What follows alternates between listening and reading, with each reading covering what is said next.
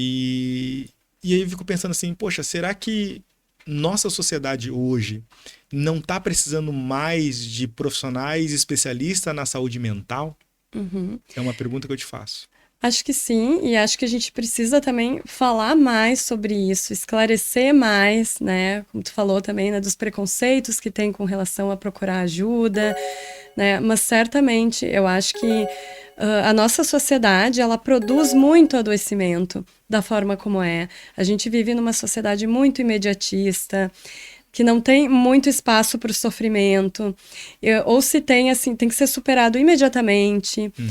E assim, não respeita o tempo interno de cada um. O tempo do inconsciente não é o mesmo tempo cronológico. E muitas vezes as pessoas que estão em análise, elas, aquele espaço, né, da sessão é o único espaço que elas têm para falar das suas tristezas, para não precisar correr com as coisas. É o único espaço de escuta verdadeira, assim, que elas Uhum. podem se colocar vulneráveis.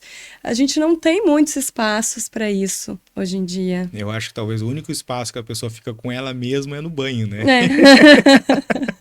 É o único espaço que você tem, assim, com você mesmo, é no banho, Sim. porque uma questão também, uma crítica que eu faço é o que você falou, é o imediatismo hoje, né? Porque eu vejo que a geração Z, que a gente fala, tá muito imediatista Uhum. e o qual leva um estresse, né? Vou te falar, por exemplo, um problema do meu filho, ele joga futebol e ele tava na parte da tarde, agora tá na parte da manhã. Na parte da tarde, por exemplo, os menininhos, os coleguinhas dele não queriam que ele jogasse futebol, né? Apesar de ele jogar num clube aqui famoso da região sul. E isso levou um estresse para ele. Levou um estresse. E aí ele Uhum. foi pra manhã e ele ganhou. Hoje ele veio super contente que os colegas. Ele ganhou uma maioria de votação para jogar com o grupo da manhã. Aí eu fiquei pensando assim, mas isso aí, olha o sofrimento dele, tipo assim, uma coisa, claro que para mim é uma coisa Uhum. tão básica, só que para ele isso levou um estresse. Aí eu fico assim pensando, pô, será que esse é o estresse da nossa sociedade hoje? Porque assim, o avicultor que está nos assistindo, tá nos prestigiando, ele tem lá uma geração que ele pegou, que é a parte dele, ou ele construiu a granja, ou pegou a parte do pai, e agora ele vai ter que Uhum. passar para o filho. E aí você tem uma crise existencial, porque é o filho que não entende o pai e o pai que não entende o filho. Sim. E aí eu queria, assim, a sua opinião, aonde é que a psicanálise vem para ajudar esse pessoal? Então, a gente está falando, às vezes, de um conflito de gerações ali. Acho que tem muitas questões para se falar, né? Principalmente, assim, de famílias emaranhadas, das expectativas que esse pai pode ter em relação ao filho, do que ele espera que o filho faça do negócio da família. E, assim, psicanálise a gente entende que o filho, às vezes, ele funciona como uma extensão narcísica dos pais. Assim, a gente tem expectativas, às vezes, que os nossos filhos vão conquistar os sonhos que a gente não conseguiu conquistar. Mas esses são os nossos sonhos, não necessariamente são dos nossos filhos. Então, às vezes, fica naquela imposição. Né? E aí cabe até perguntar, né? Será que esse filho quer assumir o negócio do pai? Não quer? De que jeito ele quer assumir?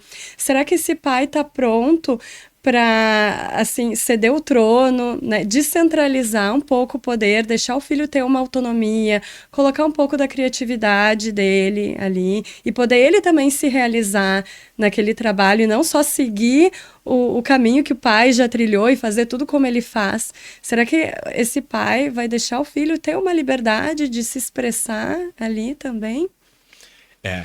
Você falando assim me passa um filme na cabeça, porque eu vou em granjas assim que tem essa questão do pai querer que o filho seja igual a ele. E tem também a questão do pai que tá decepcionado porque o filho foi pro exterior e não quer assumir o negócio dele.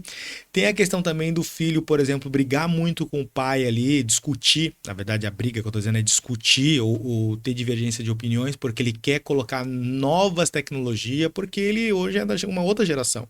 E o pai não ser Uhum, tanto adepto, porque ele sempre fez assim, e se eu sempre uhum, fiz assim, sempre deu certo, tem que continuar assim. E isso tem causa, às vezes, ou muitas vezes, o estresse entre ali a questão granja, a questão trabalho, questão família, e isso acaba sim. levando muitas vezes para dentro de casa. Uhum, E ali a sua opinião assim, aonde que tem que ter um corte entre trabalho e casa?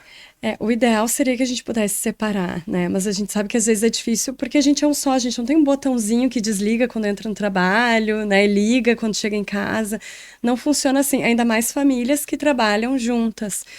E tem um aspecto importante do trabalho que é que ele faz parte da nossa identidade, né? A gente se apresenta, né? Eu sou a Fernanda psicanalista, né? Eu sou o fulano, administrador, enfim. Então, assim, uma crise às vezes para esse pai poder abrir espaço para o filho também e, né, poder ir se retirando porque faz parte da identidade dele, ele construiu aquilo, né? Tem um mito também em torno dessa figura do fundador que ele precisa flexibilizar um pouco, né? Isso a gente encontra também em pessoas que estão se aposentando. Elas precisam ter um planejamento, uma estratégia, porque é muito sofrido, né? A gente às vezes esquece do quanto que é sofrido para aquela pessoa abrir mão dessa partezinha de si, é uma parte de si.